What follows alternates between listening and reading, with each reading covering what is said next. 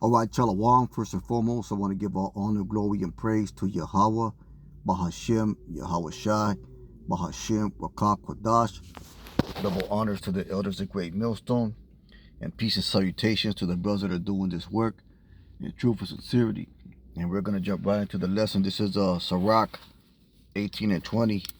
And it says, before judgment, examine thyself, and a day of visitation thou shalt find mercy.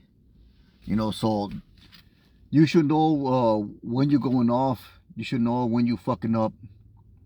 You should know how to correct yourself and put yourself on track. You should be able to recognize those things in the spirit. You should learn. You should learn to rebuke yourself on the daily. If you have that mindset within you, then that's the beginnings of diligence. That's the beginnings of discipline.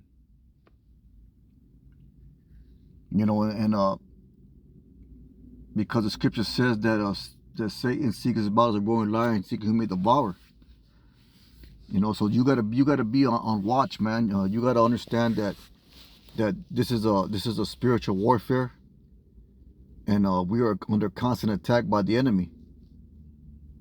And the number one enemy could be your own thoughts, your own habits, your weaknesses. So it's important to examine yourself, to get yourself right, man. If it gets to the point where another brother got to rebuke you and put you in line, then that means that you didn't discern that within yourself. And that's a red flag in this truth, man. If you've been in this truth for a while, then you should be able to understand these things.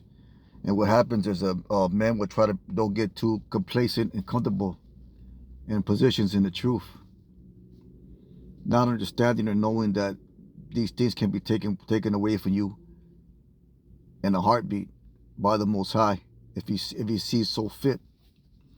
So I'm going to run that back again. It said, before judgment, examine thyself, in the day of visitation thou shalt find mercy. Humble thyself before thou be sick. In the time of sins show repentance. So you can't be too overconfident in this thing, man. You can't be thinking that you're untouchable. We all pray to demons. We all pray to spiritual attacks. We're prey to our own flesh, man. And this is the lesson that will keep you as a man of the Lord. It said, let nothing hinder thee to pay thy vow in due time, and defer not until death be justified. Let nothing hinder to pay thy vow in due time. And the vow that we made to the Lord was to labor. And to pay it in due time, meaning the Lord requires his. One of my favorite scriptures in Ecclesiastes is that when thou vowest a vow to the Lord, defer not to pay it. Because every brother's been through a situation where you lend somebody something, whether it be money or possession or whatever, and then that person just forgets about bringing it back or paying it back, and then you kind of low key get irritated with it, man. Whether he might have a valid excuse, or he just put it on the back burner because he don't want to deal with it. And it's the same with the Lord. The Lord gets irritated when he giving you a knowledge and a truth and a mission, and you slacking to produce those works. I'm gonna get that smoke to the eyes. This is goes along with this truth. This is Proverbs 10:26. As vinegar to the teeth and a smoke to the eyes, so is the sluggard to him that sent him. It's an irritation, man. So the Lord gave you the knowledge of understanding, and he gave you the mission of doing the work, and you slow on producing, you slow in you slack in the works, you slack in the task that you were assigned to do. then you're an irritation to the Lord, man. The Lord looks at you in an irritated state. And you don't want to be that. You know, like the brother brought out in the recent video, kiss his son, lest he be angry, man. Loyalty, reverence him, lest he be angry. And one of the ways the Lord is angry is when you sluggard to do the work, man. Let's get that word sluggard. There's a lot of words right here. Lazy, slothful, sluggard, slothfulness, idleness, sluggish, lazy, sluggard. And there's a lot of scriptures that deal with the Lord hating sluggardness, the Lord hating that non-ambitious spirit, man. I'm just going to see what these say.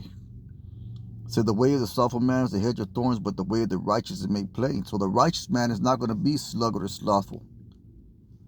It says Proverbs 21, 24, 25. Proud and haughty scorner is his name who dealeth in proud wrath. The desire of the slothful killeth him, for his hands refuse to do labor. The slothful man says, there's a lion without, I shall be slain in the streets. Excuses. Now, who gave excuses? The man in the hood that hid his napkin, talent in a napkin. He gave excuses. Let's see here. He said, I went by the field of the slothful and by the vineyard of the man void of understanding. And lo, it was all grown over with thorns and nettles, and had covered the face thereof, and the stone wall thereof was broken down. Then I saw it and considered it well, and looked upon it and received instruction. Yea, a little sleep, a little slumber, a little folding hands, so shall poverty come to one that travaileth as they want of an armed man. You know, so if you constantly avoid tasks and problems and situations in your life, and you just let them escalate and blow up to the point where you just all fucked up. Now that could be anything. That could be your personal life, your job, your money, the way you handle your affairs, the way you handle your fitness and your health, the way you handle your studying, the whole man concept, man. If you just got that do it later fucking attitude, then ultimately it's going to lead to your destruction, man. You're going to have no one to blame but your goddamn self.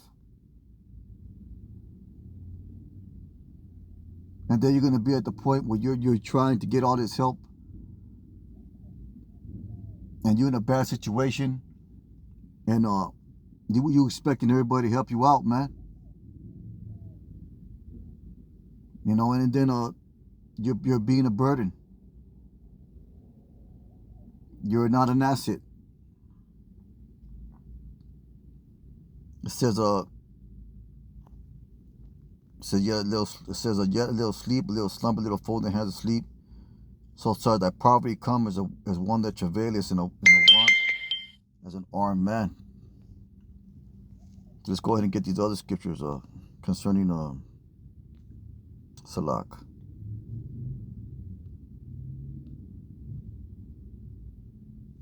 Where was I at?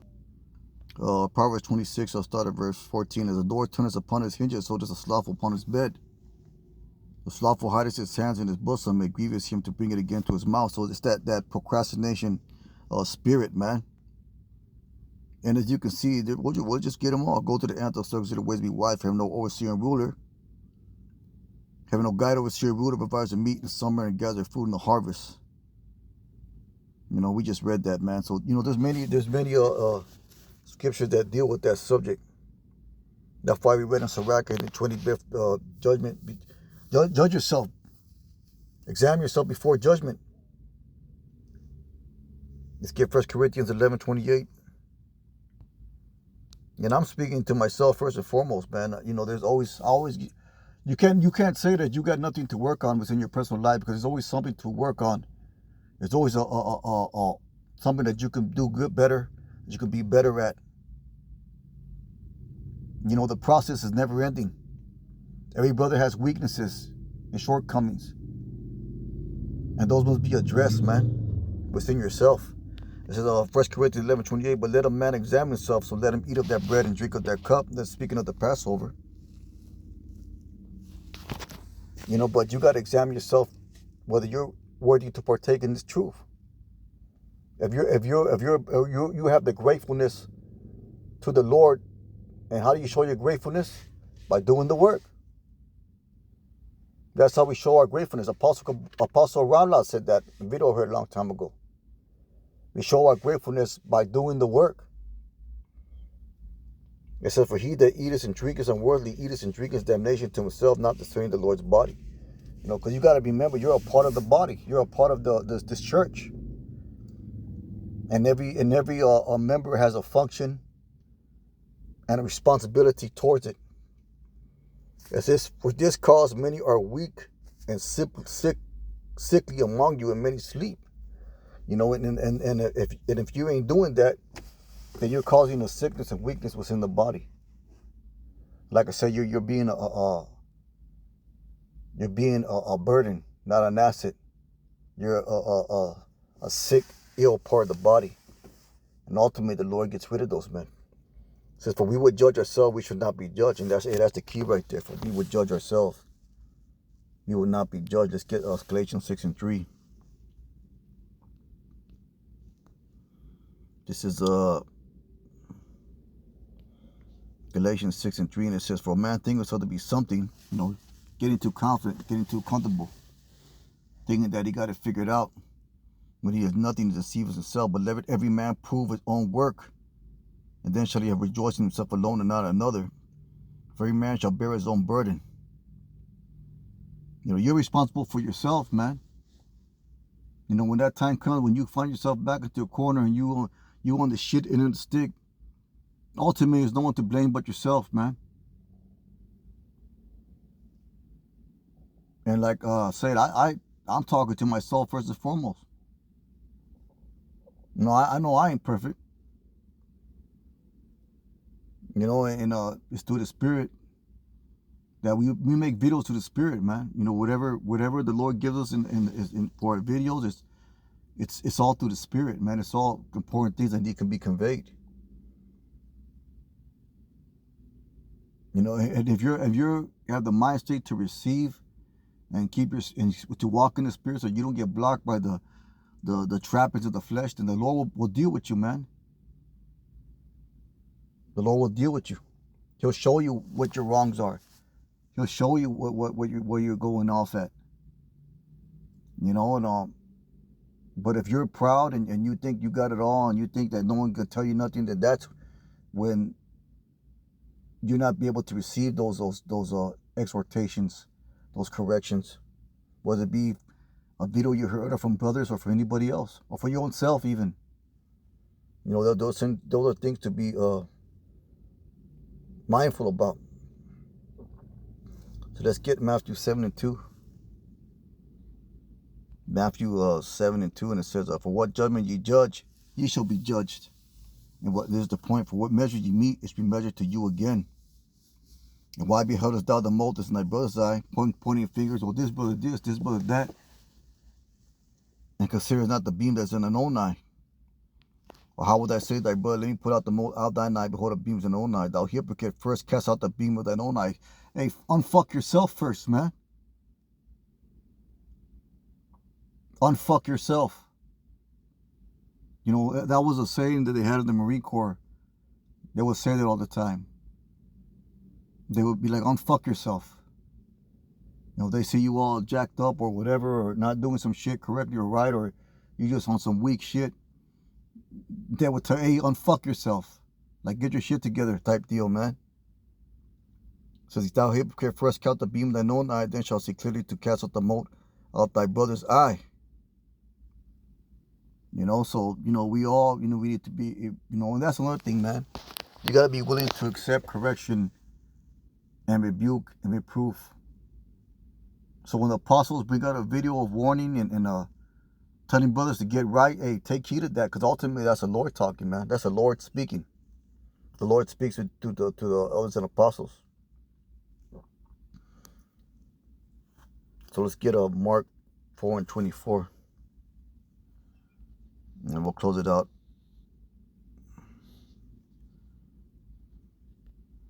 It says, and he said unto them, well, I'll start 23. If any man have ears to hear, let him hear. And he said unto them, take heed what you hear, with what measure you meet. Because you're going to be held accountable for everything that's been told to you. It shall be measured to you. For what measure ye meet, it shall be measured to you, and unto you that hear shall more be given. For he that has, to him shall be given. He that has not, from him shall be taken even that which he has. You know, so we're going to be held accountable for all these things. And we're going to have to make up account of our work before the Most High. And that should put a fear in you, man. But with that being said, it's a real quick lesson. Most High will and hope is edifying. With that, we give all honor, glory, and praise to Yahweh Bashem Yahushai. Call halal Yahweh Bashem Yahushai. Brothers, keep on pushing. Shalom.